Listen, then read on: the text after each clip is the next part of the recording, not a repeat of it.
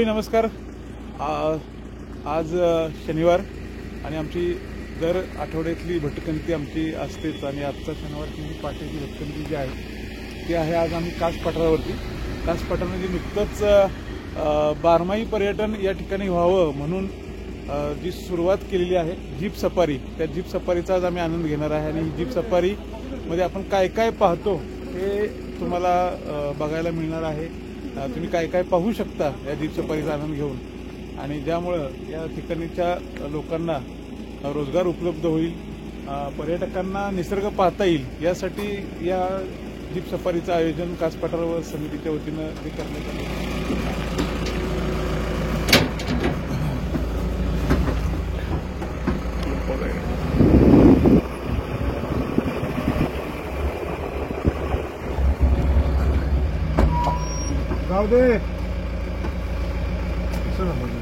कास पठारच्या या सफारीमध्ये तुम्हाला या ठिकाणी गाईड ही उपलब्ध आहेत आणि ते गाईड तुम्हाला पूर्णपणे माहिती, या ठिकाणची जी माहिती आहे ती संपूर्ण देतील। आज या ठिकाणी आहेत रामचंद्र आटाळे आणि ते आपल्याला माहिती देतात या परिसराविषयी। सुरुवात होते आपली या राईडची।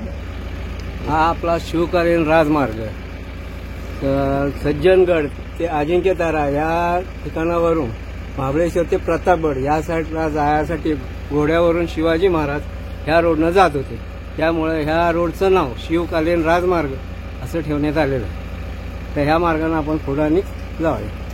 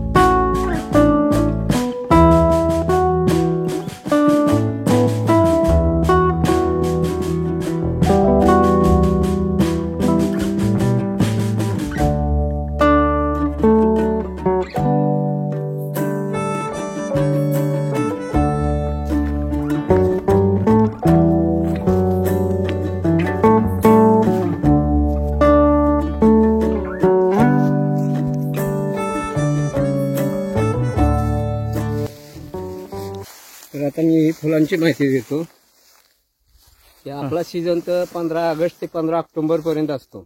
त्यावेळेला हे पठार संपूर्ण फुलांना भरलेलं असतं। त्या आता आपल्याला त्या दोन कलरची फुलं, दोन जातीची फुलं तर आता सध्या आपल्याला बघायला भेटणार। एक तर सफेद आहेच आणि दुसरा डिंगळा म्हणून आहे, पिवळी फुलं असतात त्याला। ती पण पुढे भेटली तर तुम्हाला आणि ती पण दाखवतो। आता ही जी तुम्ही म्हणताय ती सफेद ही का? हा, ही सफेद कवडीची फुलं आहेत। कवडीची फुलं, त्याला कवडी बोलतात। तिचा काहीतरी औषधी पण उपयोग येतो ना? औषधी तापावरती, याच्यावरती, खोकल्यावरती याचा उपयोग येतो। आता ही किती कधीपासून किती दिवस असतात? हे आता 1 महिना, अजून 1 महिना। हो। परत हे जे झाड आहे हे सुद्धा आपण इथे त्याला गेळा म्हणतो, लोक त्याला जंगली रिटा बोलतात। अशी फळं येतात त्याला आणि ते जर फोडून शेणी पाण्यामध्ये यूज केलं तर साबणा तो रिट्या सारा। या झाडाचं नाव आहे गेळा, त्याला जंगली रिटा म्हणतात। त्याचा उपयोग काय होतो गेळ्याचा? गेळ्याचं म्हणजे ते साबणामध्ये पण यूज करतात असे। म्हणजे जुन्या काळी मंडळी गेळा हा कपडे धुण्यासाठी वापरला जायचा, तेच जे झाड आणि त्याचा आयुर्वेदामध्ये त्याला रिटा म्हणतात। रिटा म्हणतात असं हे गेळ्याचं झाड असते। हा, हिरवं फळ असतं एवढं असते। आंघोळीला पण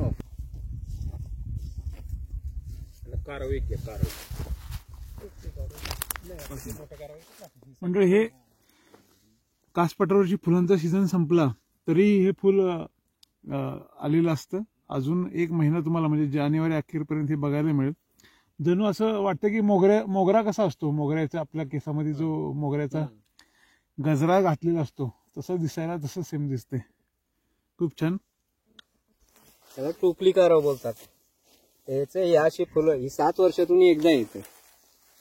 या वर्षी आले? हा, ह्या वर्षी आलेली ती। ह्याचं सीझन संपलंय तरी पण आता हे एक फुल आपल्याला बघायला भेटलं इथे। आपण कारवीमध्ये दोन प्रकार दोन असतात. प्रकार आहेत. हा. एक मोठी कारव आहे ती आपली साईडला आहे तिथं. मोठी कारवी. हा, मोठी कारव. त्याचं आपण असं पहिले लोक त्याचे असे भिंत करून शेणे असं घराला असे उभाऱ्यासाठी ते हे करत होते. बरोबर. आपल्याला या ठिकाणी बघायला मिळतात दोन प्रकारची फुलं आपल्याला बघायला मिळाली.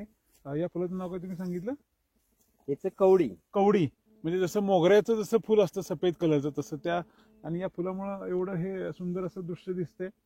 आणि हे जे दिसतंय ते टोपली कारवी आहे. टोपली कारवी टोपलीच्या आकाराचा प्रकार दिसतोय, टोपलीसारखं असं आहे, त्यामुळे त्याला टोपली कारवी म्हणतात. आणि दुसरी एक उंच कारव. उंच कारवी. कारवीचे दोन प्रकार, एक टोपली कारवी एक मोठी कारवी. आपण जर इतिहासामध्ये किंवा पौराणिक गोष्ट बघितली असेल, ज्ञानेश्वरांची जी ताटी म्हटलं जायचं, ताटी उघडा ज्ञानेश्वरा, ती ताटी म्हणजेच ती कारवीपासून बनवलेली जी झोपडी असायची, त्याचे दरवाजे किंवा झोपडी या कारवीचा उपयोग करून जुन्या काळी बनवलं जायचं. घर पण त्याची बनवली जायची, घराच्या भिंती असायच्या. ती कारवी तुम्हाला इथं बघायला मिळेल, मोठी कारवी आणि ही टोपली कारवी. आणि आपण सांगितलं की टोपली कारवीला जे फुल येतं हे 7 वर्षातून एकदाच येतं. दुर्मिळ असं हे फुल तुम्हाला फक्त कास पठारावरती बघायला मिळेल. सुंदर असा नजारा आपल्याला या ठिकाणी बघायला मिळतोय जीप सफारीमध्ये.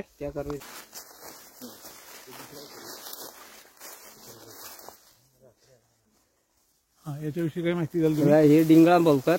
आणि ह्याच्या जर शेंगा ह्या आहेत तर ह्या जर वाळल्या तर एकदम खुळखुळ्यागत आवाज येतो याचा.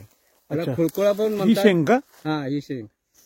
खुळखुळा बी म्हणतात आणि डिंगळाही बोलतात. याचं जास्त आहे. खुळखुळा म्हटलं जातं. त्याच्या शेंगा वाळल्या की आतमध्ये बी मोकळं होतं आणि असं हलवलं की खुळखुळ्यागत आवाज येतो त्याचा, म्हणून त्याचं नाव खुळखुळा. हा, खुळखुळा बी म्हणतात आणि डिंगळाही बोलतात. आणि हे फुल त्याच आहे, त्याच हा, ते फुल त्याचीच आहे. ती फुलं म्हणजे फुलाचा जर आपण आकार बघितला तर म्हणजे आपल्याला असं दिसतंय, या फुलाला अशी सोंड दिसते, डोकं कान नाक असं एखादा आकार असा बघितलं एकदम बारकाईनं दिसते. उंच कारव म्हटलं. आपण सांगितलं हा जो ही जी वनस्पती आहे हे रामेटा आणि काय सांगितलं दातपाडी. दातपाडी का म्हटलं जातं याला? तिचे जर रस वगैरे किंवा पाल्याचं असं हे चूर्ण असं जर दाताला लावलं तर ते दात संपूर्ण पडून जातात.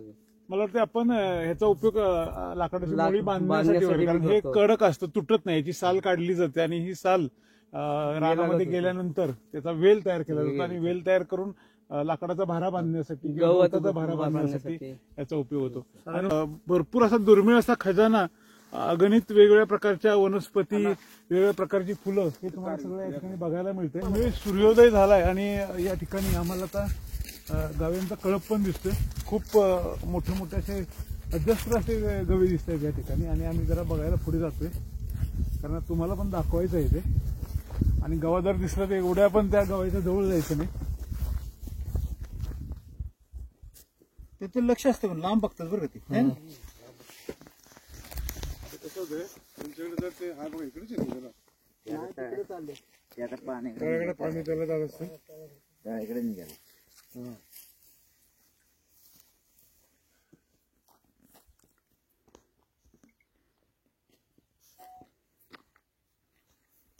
पाणीमध्ये सुद्धा तुम्ही जर लवकर आला तर तुम्हाला हे बघायला मिळू शकतं.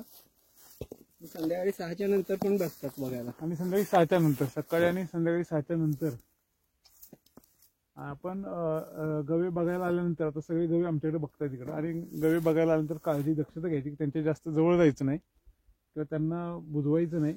त्यांना जर आपण त्रास देण्याचा प्रयत्न केला तर एखादा गवा आपल्यावरती अंगावरती येऊ शकतो आणि गव्याची धडक एवढी जबरदस्त असते की ते आपल्याला आपण एखाद्या संकटात जाऊ शकतो, अपघात होऊ शकतो. त्यामुळे गव्याच्या जास्त जवळ जायचं नाही.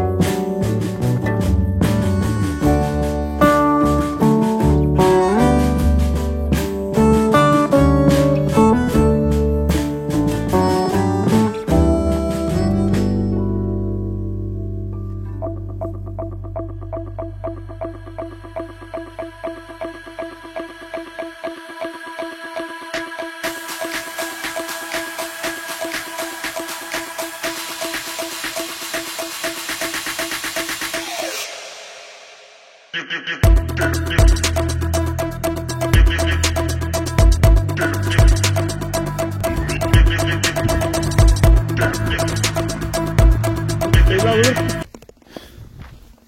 म्हणजे आमच्या सोबत आहेत विजयजी, गाडीचे चालक, कास पठार वन विभागामध्ये बऱ्याच दिवसापासून कार्यरत असलेले आणि पर्यटकांची आपल्या सेवा करत असलेले विजयजी बादापुरे हे आज गाडीचे चालक म्हणून लाभलेले आहेत आम्हाला.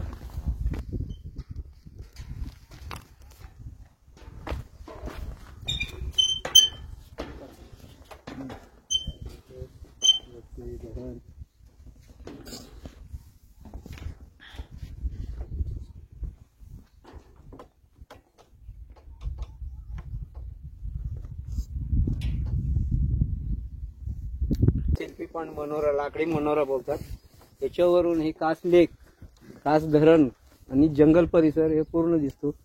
या साईडला जर एखादा प्राणी निघाला तर प्राणी सुद्धा वगैरे दिसतात या साईडला जंगलातून निघाल्याच्या नंतर. हे पूर्ण पाणी सातारा परिसराला पूर्ण पिण्यासाठी जातं. त्यामुळे ह्याच्यामध्ये बोटिंग वगैरे आम्ही लोक काही करून देत नाही.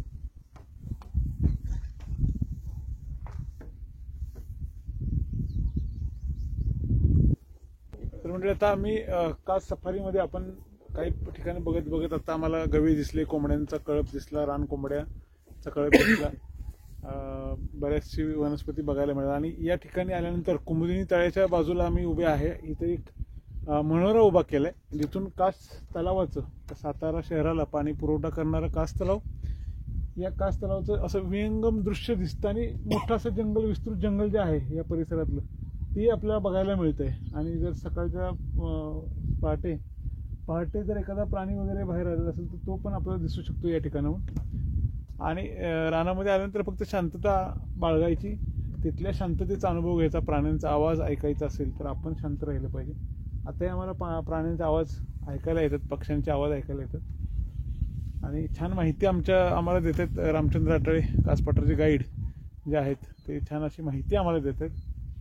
आपण बघतोय हा कास तलावाचा सुंदर असा नजारा, संपूर्ण कास तलाव या ठिकाणी दिसतोय. जे आता धरणाची उंची वाढवते त्यामुळे पाण्याचा फुगवटाही वाढलाय, पाण्याची पातळी वाढली आणि सुंदर नजारा आता आपल्याला दृष्टीस मिळतो या ठिकाणी बघायला. जो गारवा होता तो आता निघून गेलाय आणि जरा थोडंसं उन्हाचं किरण अंगावरती पडल्यामुळं थोडासा उबदारपणा जाणवतोय. खूप थंडी जाणवत होती सकाळी लवकर जेव्हा येताना, खूपच थंडी होती.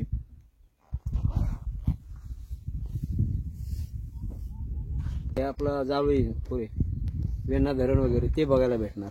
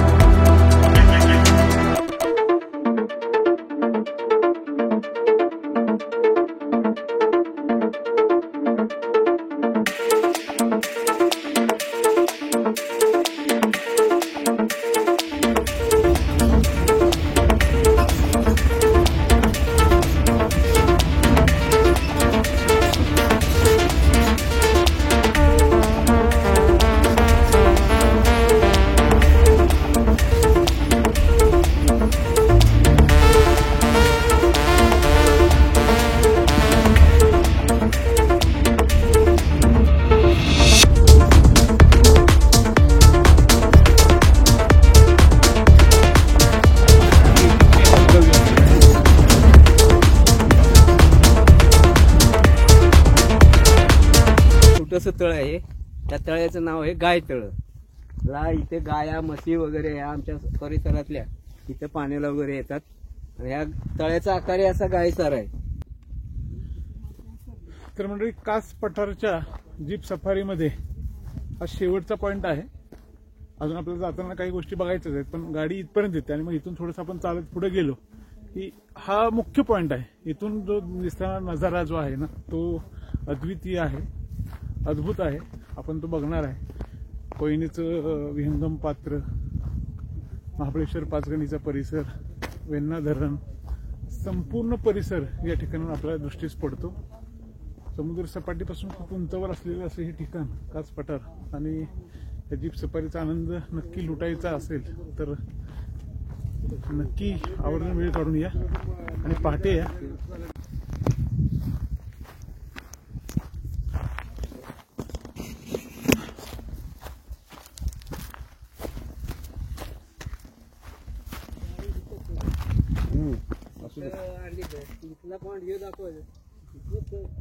चालत आणली तर इथे आपलं ही वेण्णा नदी, जावली खुरं बोलतात ह्याला. शिवाजी महाराजांच्या काळात मोरे वगैरे, जावलीचं मोरे बोलायचे ते हा भाग. हे समोर दिसतोय ते मेढा. तिथूनच रोड पलीकडं वाई, पाचगणी, ते त्या साईडला तिथून असा रोड गेलेला आहे. तिथून मेढ्यातून असं सरळ गेलं तर या साईडला महाबळेश्वर पण आहे. सरळ रोड महाबळेश्वरला गेला आहे. हे समोर गाव दिसते. या गावातून सुद्धा डांबर रोड असा महाबळेश्वरला गेलेला आहे. पवनचक्की इथून चालू झाले ते पूर्ण महाबळेश्वर पर्यंत पवनचक्कीचं हे चालू झालेलं आहे.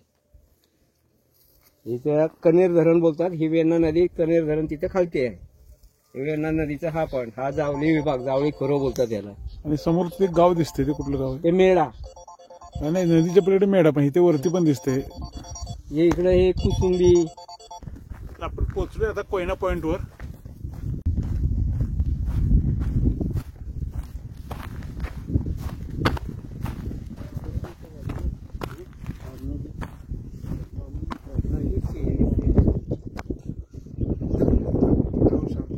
कासच्या जीप सफारीचा आम्ही आज आनंद घेतोय. आणि कास परिसरात राहणाऱ्या लोकांना किंवा सातारा परिसरात राहणाऱ्या लोकांना ही माहिती नसेल, कारण पठार आपण फुलं बघायला येतोच, पण या ठिकाणी बारमाही पर्यटन विकसित व्हावं, हा सुंदर नजारा पर्यटकापर्यंत पोहोचावा म्हणून कास वन समितीनं जे पाऊल उचललेलं आहे जीप सफारीचं. आणि या जीप सफारीमध्ये ही जीप सफारी चालू व्हावी यासाठी त्यांनी विशेष परिश्रम घेतले. ते सोमनाथ जाधव सर, आबा, या ठिकाणी आज ते आमच्यासोबत आहेत. तर आबा काय सांगतायत बघूया आपण या सफारीविषयी आणि या पॉईंट, हा जो मुख्य पॉईंट आहे त्याविषयी. कास पठारावरती तसं बघायला गेलं तर बरेच असे प्रेक्षणीय स्पॉट आहेत, निसर्गरम्य ठिकाण आहेत, गोवा आहेत, तळी आहेत. पर्यटकांना ह्या सगळ्या गोष्टी बघायला मिळाव्या, तिथल्या स्थानिकांना रोजगार मिळावा या उद्देशानं कास पठार कार्यकारी समितीनं ही कास सफारी चालू केलेली. दिवसाची सकाळी 6 ते संध्याकाळी 6 वाजेपर्यंत असते. त्याच्यामध्ये हा एक महत्वाचा पॉईंट आहे. हा जर पॉईंटवरून तुम्ही आता थोडंसं बाष्प आहे हवेमध्ये, त्यामुळे जरा दिसत नाही, पण एकदम शांतता जर अनुभवायची असेल, एक 5-10 मिनिटं इथं जर बसला तुम्ही तर एकदम निरव शांतता मिळेल. वासोटा किल्ला तिकडे दिसतो आपल्याला. हे कांदाटी खोरे, सोळशी खोरे. आता इकडून जे खेडला जायचं आहे त्यासाठी पूल होते बघा मध्ये तापवायचे तिथून. तर या साईडला महाबळेश्वर आहे. तिन्ही नद्याचा संगम होतो, त्रिवेणी संगम आहे. सुंदर असं म्हणजे परदेशामध्ये असे काही नसतात, एवढं निसर्ग सौंदर्य या पॉईंटवरून सगळ्यांना अनुभवायला मिळणार आहे. आज तारीख आहे 30 डिसेंबर आणि ही सफारी चालू कधीपासून झाली? चालू जवळजवळ 15 दिवस झाले. आता चांगला प्रतिसाद मिळतोय लोकांचा. खूप लोक एकदम म्हणजे निसर्ग सगळं बघून लोक भारावून जात आहेत आणि नक्कीच चांगला प्रतिसाद सगळ्या सातारकर आपल्या सगळ्या लोकांनी जर केलं तर आपल्या भागातले पर्यटन वाढेल. इथे थोडीशी बंद आहेत वन विभागाची, असणं पण गरजेचं आहे. निसर्ग सौंदर्य पण अबाधित राखण्यासाठी जे काय नियम आहेत ते आपण सगळ्यांनी पाळणं पण गरजेचं आहे. या सफारीसाठी किती पर्यटकांसाठी शुल्क किती आकारले गेले? त्या जीपला 800 रुपये घेतो आपण, म्हणजे समिती घेते. एका व्यक्तीचे 800 रुपये? नाही, एका पूर्ण जीपचे. त्याच्यामध्ये तुम्ही 8 जण बसू शकता किंवा 2 जण जरी आला तरी तुम्हाला जीप सफारी करायची असेल, दोघांनाही 800 रुपये. गाडीचं शुल्क 800 रुपये. मंडळी, फक्त 800 रुपये, म्हणजे खूपच कमी. तसं विचार केला तर खूपच कमी आहे, कारण आम्ही आता सकाळपासून आलो या ठिकाणी, जवळजवळ आता 1.5 तास झाला या ठिकाणाचा आनंद लुटतोय. 100 रुपये म्हणजे 8 लोकांना खूपच कमी आहे. आणि फक्त एकच उद्देश आहे की कारसमाचं पर्यटन हे बारमाही व्हावं, निसर्ग हा लोकांपर्यंत पोहोचावा, निसर्गाचं रक्षणही त्या माध्यमातून झालं पाहिजे. यासाठी ही जी सफर आहे त्या सफारीचा तुम्ही आनंद लुटा. आता आपण बघूया, म्हणजे एकदम खोलवर जाऊन जे पॉईंट इथून दिसत आहेत त्याचं आपण थोडंसं झूम करून बघूया. बामणोली आहे, बामणोलीमध्ये बोटिंग वगैरे आहे. बामणोलीमधून गाडी उभी करून पलीकडे समोर गेलं तर ते शिंदे साहेबांचं गाव आहे दरे. तिथे आपण जाऊ शकतो. हे समोर दिसतंय हे मुख्यमंत्री शिंदे साहेबांचं गाव. मुख्यमंत्री शिंदे साहेबांचं गाव. मुख्यमंत्री शिंदे साहेबांचं गाव आहे दरे.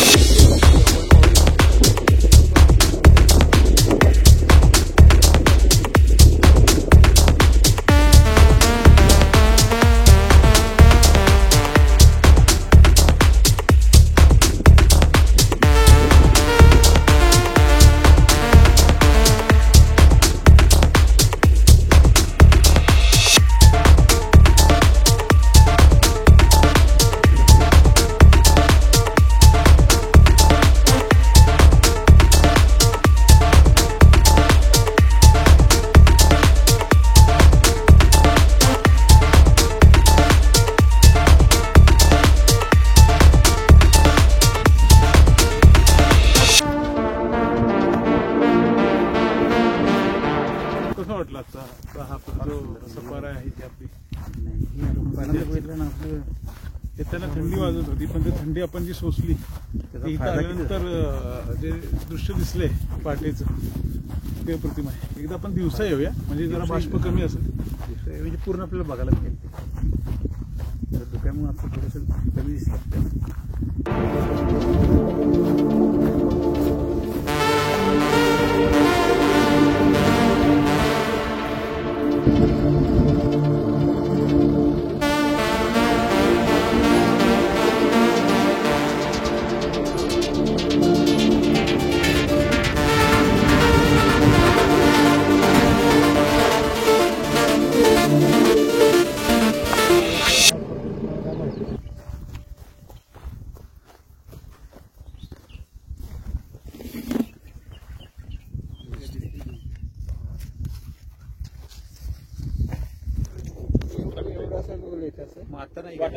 आता ह्याचीच अशी मोठी येणार वगैरे जाणार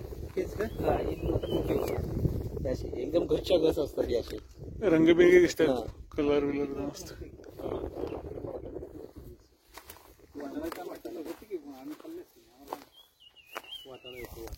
वाटाणे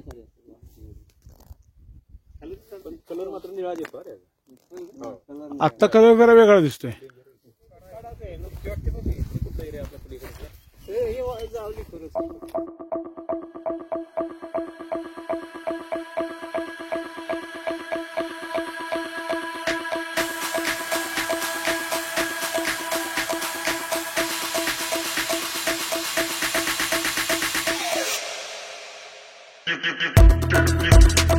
म्हणजे खूप जवळून आम्हाला इथं गवा बघायला मिळतोय. या सफारीचा आनंद घेत असताना त्या ठिकाणी आता गव्यांचं एकदम भारी चित्र. जवळ येऊ दे.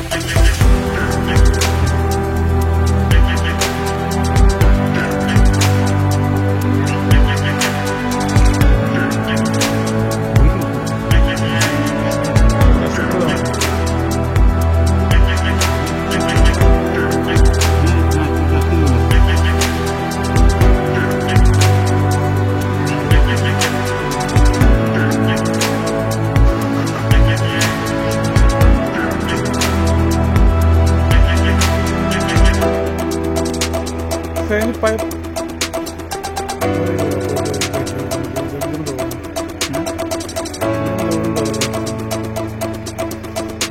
चला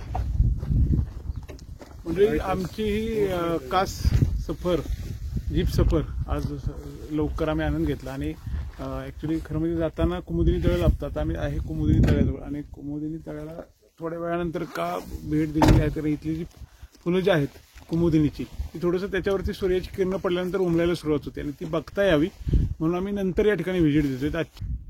तुकारामांच्या अभंगामध्ये उल्लेख आहे कुमुदिनी काय जाणे भ्रमळ, म्हणजे एका भुंग्याला त्या कुमुदिनीची काय महती असणार आहे असं हे कुमुदिनीचं जे फुल आहे, कुमुदिनीचं जे फुल येतं ते हे तळ आहे.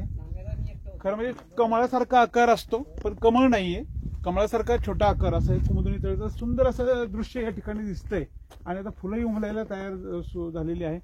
या तळ्याचा उपयोग या परिसरातील प्राणी जे आहेत ते पाणी पिण्यासाठी या ठिकाणी येतात आणि पाणी पिऊन आपली तहान भागवली जाते. आप्पा, या तळ्याबद्दल तुम्ही काय सांगाल? या तळ्याचं नाव आहे कुमुदिनी तळे. या तळ्यामध्ये संपूर्ण अशी सफेद सफेद फुलं असतात.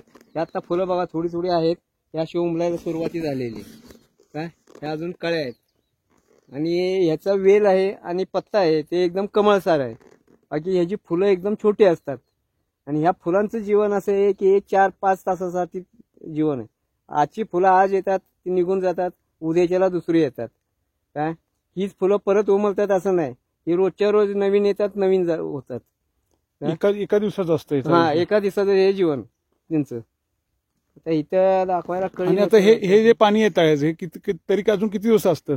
मार्च पर्यंत तरी राहणार. मार्च पर्यंत पाणी असतं. हो. मग हे आपण हे पाणी जे आहे हे साठलेलं पाणी का इथं झरा वगैरे असं? हे साठलेलं पाणी आहे, पावसाळ्याचं पाणी आहे संपूर्ण. पण भाऊ बघा ना की पाणी साठलेलं तसंच राहतं इथे, म्हणजे दगडामुळे ते तसंच असं होतं. फक्त मला वाटतं वाफ होऊन जात असेल तेवढंच जात असेल, बाकी झिरपत नसेल खाली कुठलं? नाही, झिरपत नाही, खाली झिरपत नाही, खडकच आहे ना सगळा. हे लागलं ना मासा बिसा काय वेड्यात लगेच खाली उडी मारते.